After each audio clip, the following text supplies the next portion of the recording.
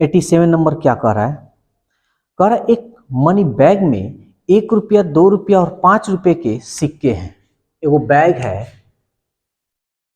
और बैग में 1 रुपया, 2 रुपये और 5 रुपए के सिक्के हैं। यदि सिक्कों की संख्या का अनुपात, यानी सिक्के की संख्या का अनुपात दे रहा है 4, 3, 2, ठीक है ना। और बैग में कुल धन राशि 500 रुपया, टोटल बैग में कितना पैसा है? 500 रुपया है। तो हम अपने मन से पहले ये चेक कर ले कि यहाँ कितना रुपया हो रहा है। तो 1 रुपया का 4 गो सिक्का है तो कई रुपया जी? 2 रुपया का 3 गो सिक्का है तो कई रुपया जी? 5 रुपया का 2 सिक्का है तो कई गो? देखो एग्जाम में इतना तुम लोग लिखने की जरूरत नहीं है, हमारा काम है यहाँ समझाना, इसलिए हम लिख कर समझा रहे हैं। तो टोटल कितना यहाँ रुपया हो रहा है? 4 रुपया, 6 रुपया, 10 रुपया, 10 रुपया। अनुपात में है तो अनुपात 20 रुपया ना हो रहा है जी। इस किताब में कितना कह रहा है जी? कह रहा है कि 500 रुपया हो रहा है, यही ना 20 का मान 500 रुपया हुआ। समझ में आ रहा है? तो कह रहा है कि उसमें 2 रुपये के सिक्कों में कितनी धनराशि। अच्छा 2 रुपये का अगर सिक्का है तो कितना टोटल रुपया हो रहा है जी? तो अनुपात 6 ही का ना मान हमको निकालना है, निकाल लो। 0 से 0 कट गया, 2 से 50 को आधा करोगे तो 25, और 25 छके 150 रुपया, यानी ऑप्शन 150 रुपया, ऑप्शन 3 है। अब मिलाने के चक्कर में मत रहो, भुनभुनाओ मत सब तुम लोग। जब बताते हैं तो यार भुनभुनाते हो, जब नहीं बनाते तो बोलते हो कुछ। पहले देखा करो, पहले समझो।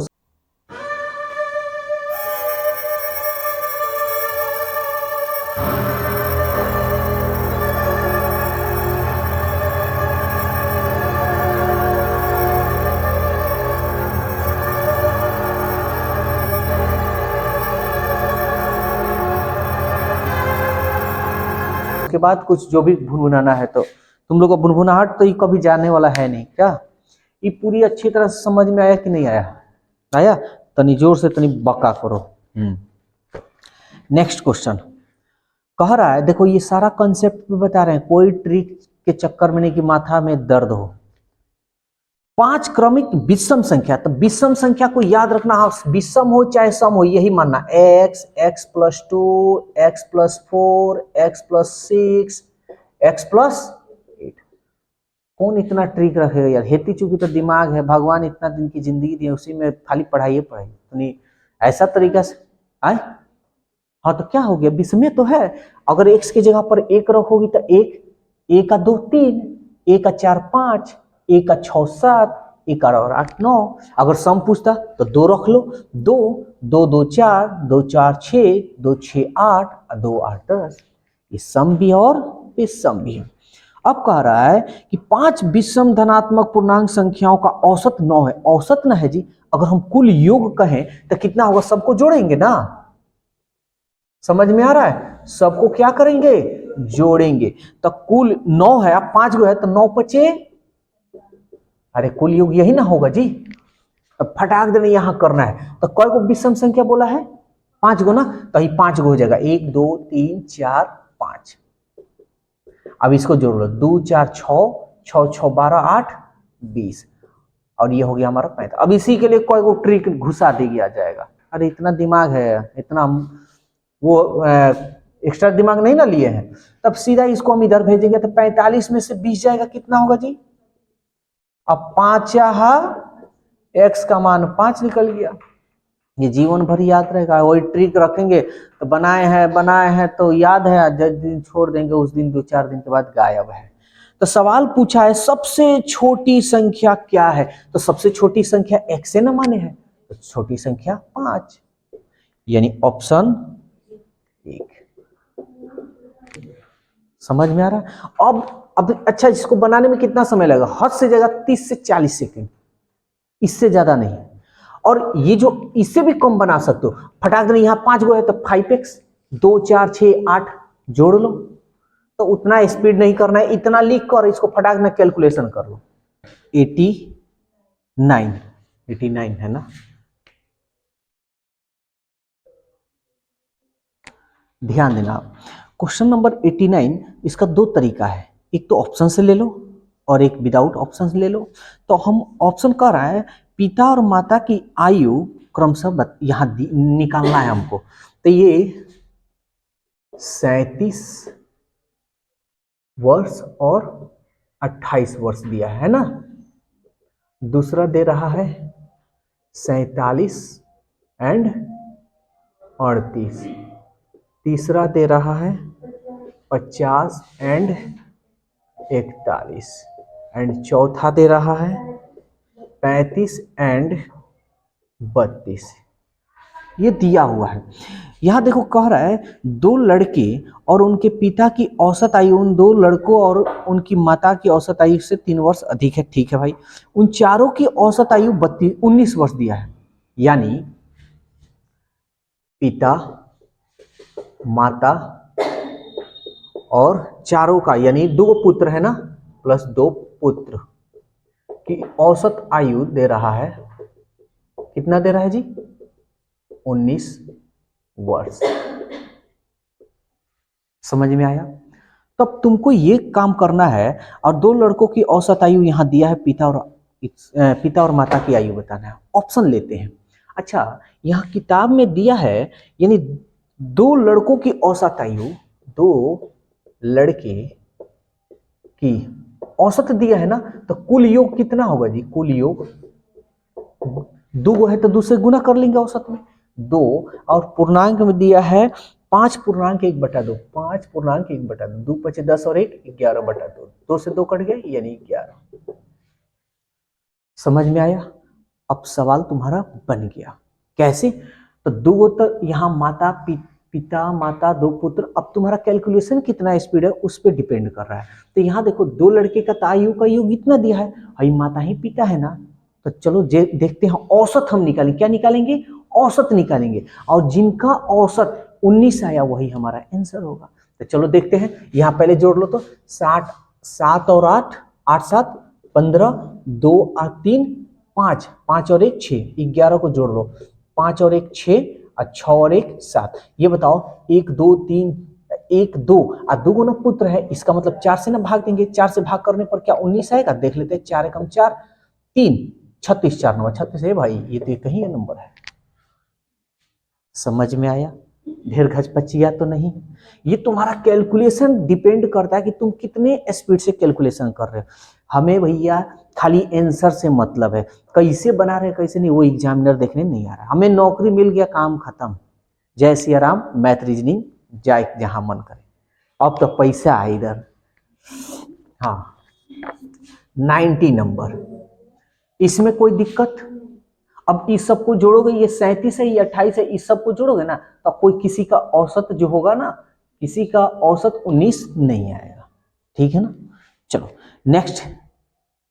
नेक्स्ट कह रहा है एक फल विक्रेता 700 संतरे को, कितने संतरे को? 700 संतरे को 500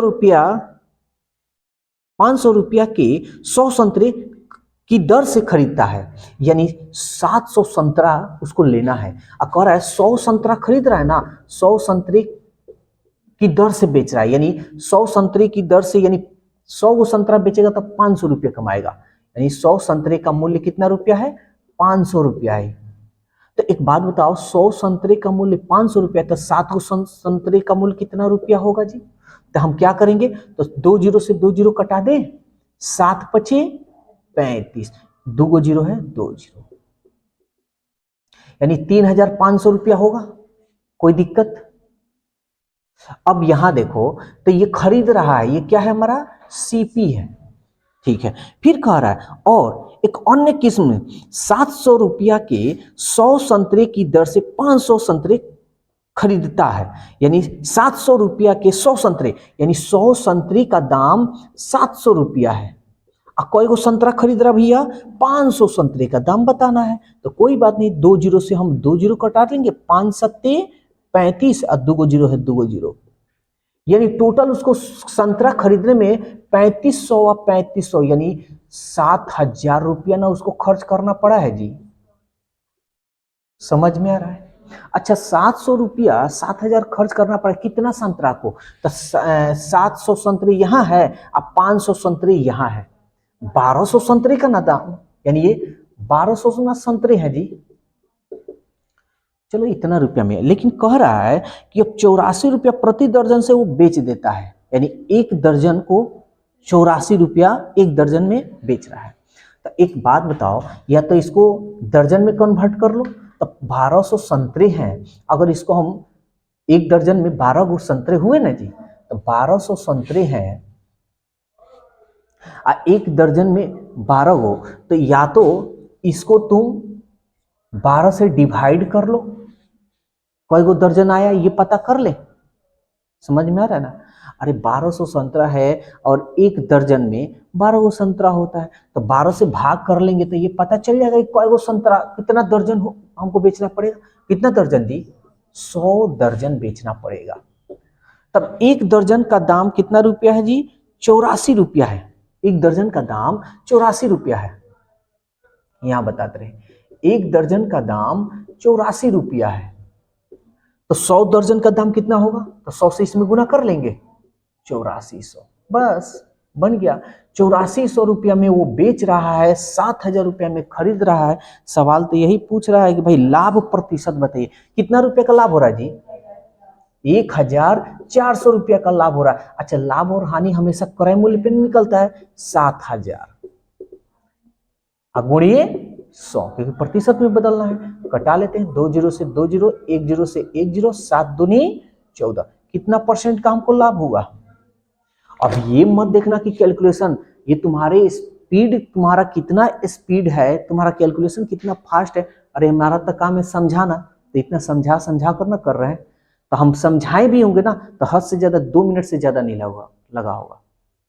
ये कैलकुलेशन है, तुम्हारे ऊपर डिपेंड करता है तुम कितना, तुम्हारा कैलकुलेशन स्पीड है।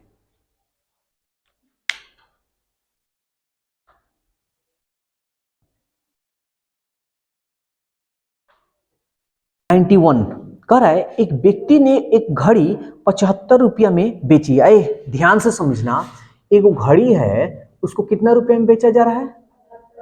सेलिंग प्राइस तो दे दिया है, ठीक है। अब कह रहा है उसे लागत मूल्य, यानी जितना में खरीदा है लागत मूल्य के बराबर लाभ प्रतिशत है, यानी जितना में खरीदा है उतना ही इसको फायदा हो रहा है, प्रॉफिट परसेंटेज में है। जितना में खरीदा है उतना ही का फायदा परसेंट में हुआ है। तो कोई बात नहीं, घड़ी की लागत मूल्य बताइए, हमको कोई दिक्कत नहीं है भाई। हमको मान लो ये ऐसे दिया है तो माथा तो घुमा दिया क्या, तो हम क्यों घूमे? हमारे पास तो ऑप्शन है ना जी।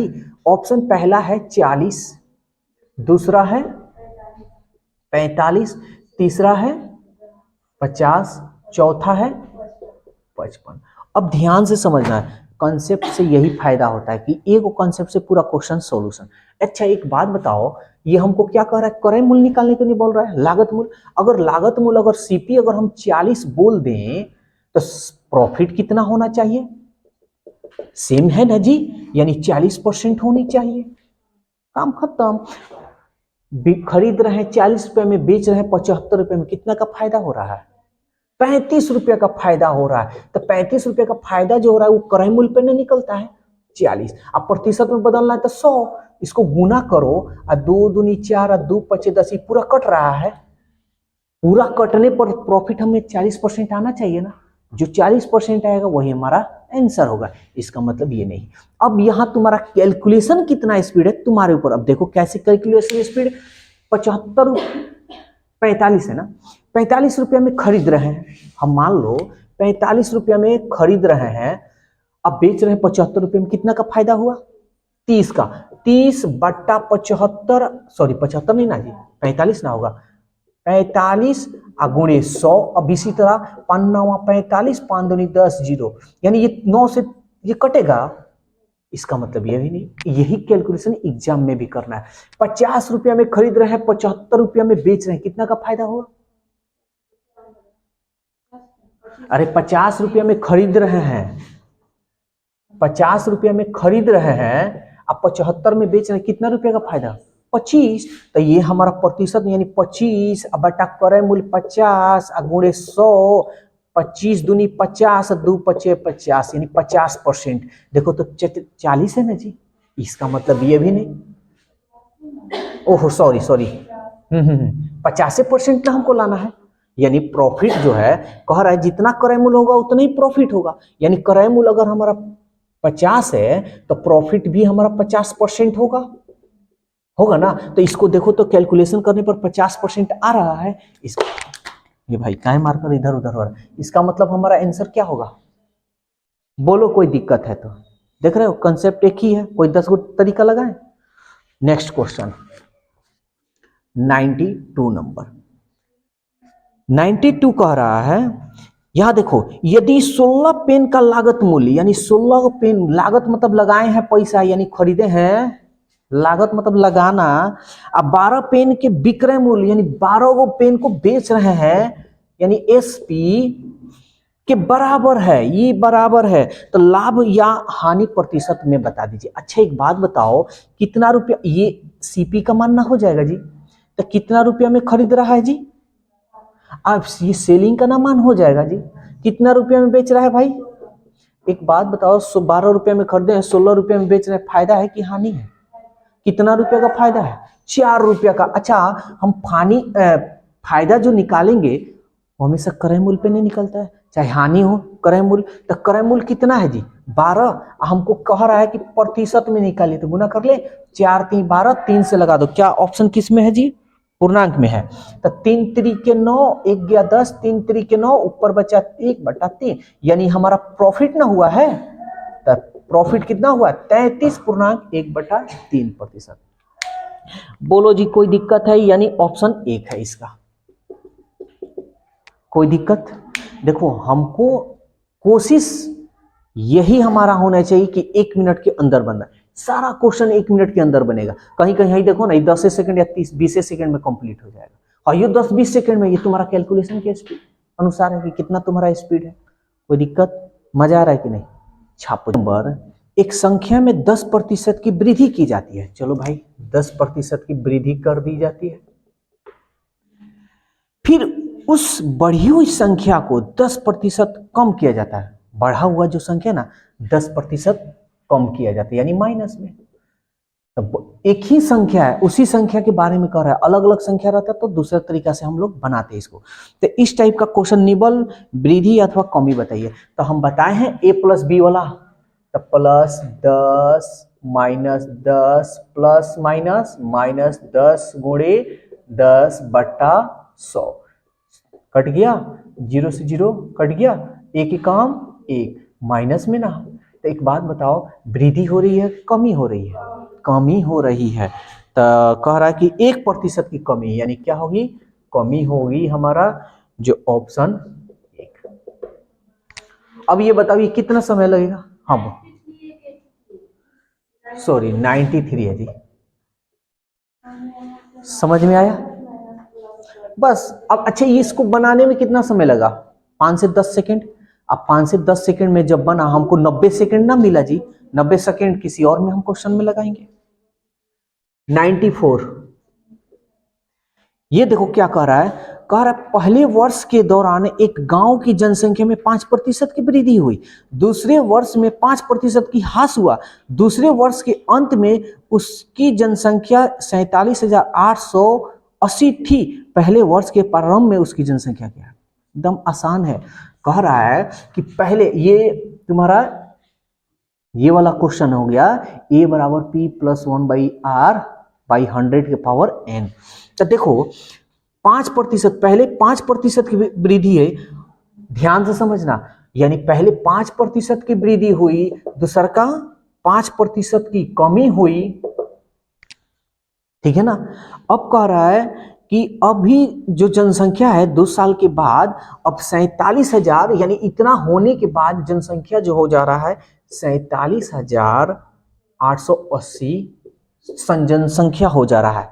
तो पहले जनसंख्या कितनी थी, पहले मतलब पी का मान पूछा है, तो ये हमारा क्या हो जाएगा, ए ना हो जाएगा जी।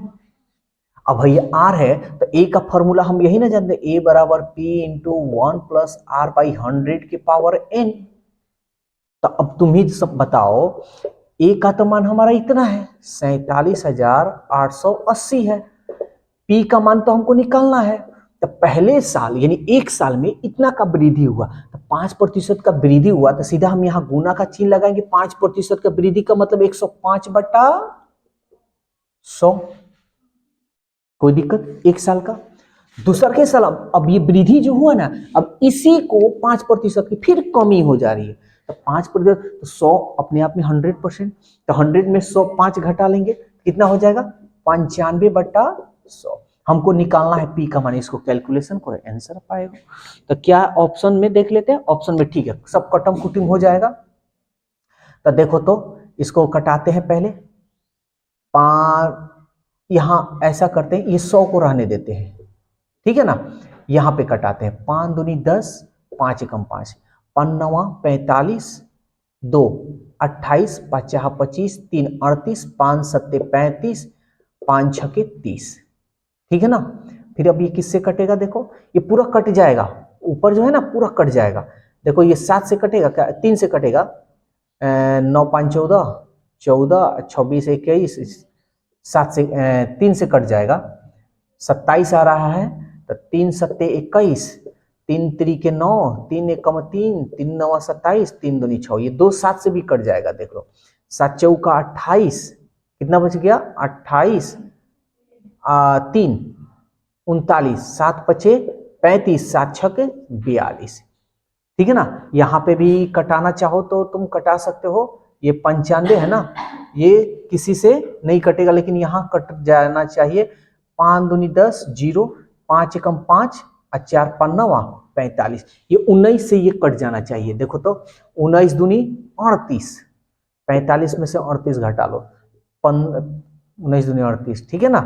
15 में से 8 गया 7, ये 19 चौका 76, 24 हुआ। अब हमको यहाँ गुना कर लेना है, 24 दूनी 48, एक जीरो है, एक जीरो, फिर यहाँ भी दो गो जीरो है, 2 जीरो। हमको कह रहा है पी का मान निकालना, तो पी का मान कितना हो गया, यानी पहले जो जनसंख्या थी कितनी थी 48,000। कोई दिक्कत? ये तुम्हारा कैलकुलेशन है, कितना तुम्हारा स्पीड है तुम्हारे ऊपर डिपेंड कर रहा है। 95 नंबर, ध्यान देना, बहुत बढ़िया ये भी क्वेश्चन है। कह रहा है एक कार 40 किलोमीटर प्रति घंटा की गति से चलना प्रारंभ करती है, यानी पहले जो स्पीड था उसका 40 किलोमीटर प्रति घंटा स्पीड है, ठीक है। कह रहा है और प्रति घंटा उसकी गति 5 किलोमीटर प्रति घंटा बढ़ रही है। अभी पहला घंटा में 40 है, तो दूसरा घंटा में 45 किलोमीटर प्रति घंटा, तीसरा घंटा में 50 किलोमीटर प्रति घंटा। उसी तरह ऐसे ऐसे बढ़ रही है। बढ़ने के बाद वो 385 किलोमीटर की दूरी कितने घंटों में तय करेगी। अच्छा, ये तो मेरा चाल है ना, इसका मतलब तो ये हुआ ना कि 1 घंटा में 40 किलोमीटर, फिर 1 घंटा में 45 किलोमीटर, फिर 1 घंटा में 50 किलोमीटर, और टोटल यानी टोटल दूरी मतलब सबको जोड़ने के बाद, ये सबका योगफल ऐसे करने के बाद ये तुम्हारा आ रहा है, अंत में दिखा रहा है कितना 385 किलोमीटर की दूरी तय की है। कितना 385 किलोमीटर की दूरी तय की है, यानी सबको जोड़ने के बाद। तो ये तुम्हारा फॉर्मूला क्लास 10th में आ गया। एक फॉर्मूला होता है SN बराबर n/2 2a plus n-1 into D. देखो ये फॉर्मूला हम लगाए हैं, तो ये मत समझना कि ये 1 मिनट से अधिक लगेगा, एकदम कम लगेगा। बस कैलकुलेशन तुम्हारा स्पीड होनी चाहिए। देखो एन एस एन, यानी एस एन का मतलब सभी संख्याओं का योग, तो सभी संख्याओं का योग तो दिया है 385। अब n/2 हमको यही निकालना है, ये कितने यानी 385 जो आ रहा है ये कितने नंबर पर ये आएगा। ये पहला घंटा है, ये दूसरा घंटा है, तीसरा घंटा, ये कितने नंबर पर 385, तो n/2 हम लिख देंगे। अब 2a का मान है 40, तो 40 दूनी 80 प्लस n-1 इंटू डी है हमारा 5 डी का मतलब क्या, सारवंतर जितना बढ़ता है ना। देखो 45 में से 40 गया 5, 50 में से 45 या 5, ये सार्वंतर। अब इसको कैलकुलेशन तुम्हारा कितना स्पीड है तुम्हारे ऊपर डिपेंड करता है। चलो कर लेते हैं इसको। ये देखो तो इस बार गुना कर ले क्या, 2 25 10, 2 8 16 और 1 17, तो 3 6 और 1 7, ये हमारा हो गया n। और ये हो जाएगा 80, बराबर ब्रैकेट देते हैं 80, अब प्लस ये हो जाएगा हमारा 5n और ये हो जाएगा -5। अब इसको सॉल्व करते हैं, 770 इक्वल टू n, ये हो जाएगा 5n, 80 में से 5 जाएगा प्लस 75। तुम्हारा स्पीड कितना है उस पर डिपेंड कर रहा है। 5 इसमें से कॉमन करेंगे तो 5 कॉमन करेंगे 770, तो ये 5n इक्वल टू n, अब 5 एकम 5, अब 50 25, कटा लो, 5 एकम 5 कितना 2 27, 50 25, 5 चौका 20। अब इसको सॉल्व कर लो, तो ये हमारा होगा n में n से करेंगे n स्क्वायर, ये हो जाएगा हमारा 15n और ये इधर चला जाएगा तो ये हो जाएगा 154 इक्वल टू 0। बस अब इसको तोड़ लो। इस 154 को ऐसे तोड़ना है कि जोड़ने और घटाने पर 15 है। तो यहां ऑप्शन देख लो, तुम्हारा ऑप्शन में क्या था, हमको समय निकालना है, यानी ऑप्शन जो है पूर्णांक में दिया था, पूर्णांक में ये नहीं आ सकता है, ठीक है ना, यानी हमारा 7 घंटा और 9 घंटा। तो इसको हम तोड़ेंगे, देखो तो 154 को ऐसे तोड़ना है कि जोड़ने घटाने पर 15 जाए, तो 7 से ही कर लो, 7 एकम 7, सॉरी 7 दूनी 14 और 7 दूनी 14, 22 में से 7 घटाएंगे तो क्या 15 आएगा, 12 में से 7 गया 5, यस ये आ रहा है ना। इसका मतलब एगो 22 हो गया, एगो शायद 7 हो गया। समझ में आ रहा है किसी को दिक्कत? अब ये कैलकुलेशन कंप्लीट, यहाँ प्लस है तो बड़ा वाला का प्लस और छोटा वाला का माइनस, तब ना प्लस माइनस हम माइनस होगा जी। तो अब n का मान क्या निकलेगा, ये प्लस में है तो ये माइनस में हो जाएगा, ये माइनस में है तो ये प्लस में हो जाएगा। तो घंटा कभी प्लस, घंटा कभी माइनस में होता है क्या? तो पहला तो ऑप्शन ये कट गया, तो जो बच गया यही तो हमारा आंसर होगा, यानी हमारा 7 घंटा आंसर होगा। जो हमारा ऑप्शन कौन सा है भाई, 4 नंबर। 96 नंबर क्वेश्चन क्या कह रहा है, कह रहा है 2 रेलगाड़ियां ए और बी हावड़ा और पटना और हावड़ा के लिए एक ही समय आरंभ करती है, यानी एक ही समय पे पटना से हावड़ा और हावड़ा से पटना जाती है। एक दूसरे के सामने से गुजरने के बाद 4 घंटा 48 मीटर, 4 घंटा 48 मिनट, और दूसरा है 3 घंटा 20 मिनट, दूसरा जो है 3 घंटा 20 मिनट। ये ए है और ये हमारा बी है। कह रहा है कि यदि हावड़ा से चलने की वाली गाड़ी, यानी हावड़ा से चलने वाली गाड़ी 45 किलोमीटर प्रति घंटा की गति से चल रही है, तो दूसरी रेलगाड़ी की गति हमको बतानी है। तो कौन है, पटना और हावड़ा, हावड़ा से पटना, यानी ए की जो चाल है आपको दिया है 45 किलोमीटर प्रति घंटा, और इसका हमको चाल बतलाना है। तो ध्यान से समझिएगा, ऐसे क्वेश्चन को बनाने के लिए आपको एक छोटा सा फॉर्मूला आपको याद रखना होगा। देखिए ये जो समय जो दिया है ना, अगर ये समय दे देता कि ए को, यानी पहली रेलगाड़ी को हावड़ा से पटना जाने में इतना घंटा लग रहा है और बी को इतना घंटा लग रहा है पटना से हावड़ा जाने में, तो ये सिंपल सा कंसेप्ट से हमारा बन जाता। तो इसके लिए एक छोटा सा आपको हम फॉर्मूला हम बताएंगे, वो फॉर्मूला याद कीजिएगा। ये हमेशा क्वेश्चन पूछता नहीं है, लेकिन फिर भी कुछ कुछ कहीं कहीं फॉर्मूला की जरूरत होती है। हर क्वेश्चन पे हम फॉर्मूला बिल्कुल नहीं देते हैं, कंसेप्ट ही। तो इसके लिए कंसेप्ट यहाँ काम नहीं करेगा, यहाँ एक छोटा सा फॉर्मूला आपको याद रखना होगा।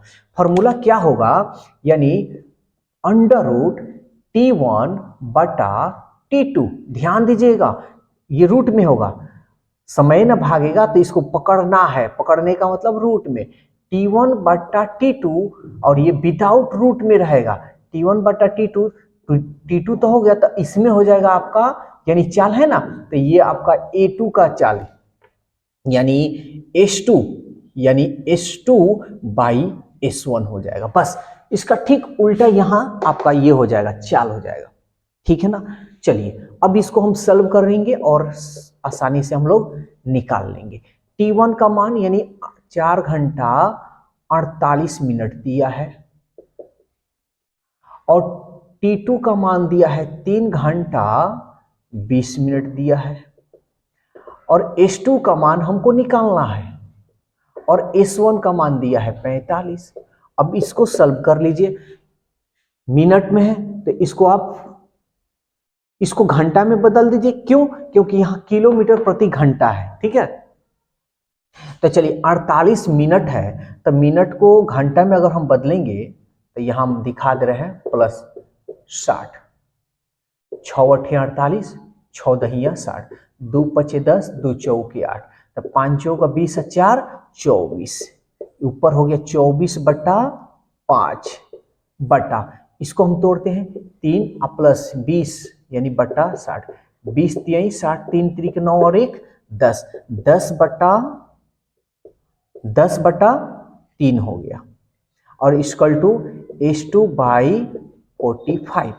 इसको सॉल्व कर लेते हैं तो रूट में हो जाएगा ये 24/5, ये पलट जाएगा, ये 3 नीचे हो गया आपका 10 और ये S2/45। जो कटता है उसको कटाते हैं, देखिए तो कोई कटने वाला है, कोई कटने वाला यहाँ नहीं है, तो कोई कटने वाला नहीं है, ये कटेगा जी। 2 पचे 10 और 2 एकम 2, 2 दूनी 4, 12 तिहाई 36, 36 का वर्गमूल कह सकते हैं 6, 5 25, 25 का वर्गमूल कह सकते हैं 5, S2/45, 5 45, 9 छक्के 54, यानी S2 का जो स्पीड होगी 54 किलोमीटर प्रति घंटा होगी। तो देखिए जब भी एक दूसरे के पार करने का समय मिले तो आपको यही फॉर्मूला याद रखना होगा। रूट यानी समय भागेगा, तो समय भागेगा तो उसको पकड़ने के लिए रूट चढ़ा दीजिएगा और ये सब तो स्पीड है, ठीक है ना। जब समय भागेगा तब स्पीड आपका जो भी हो तो ये रूट में रहेगा, ये विदाउट रूट में होगा। ये T1/T2 होगा, इसका ठीक उल्टा स्पीड हो जाएगा S2/S1।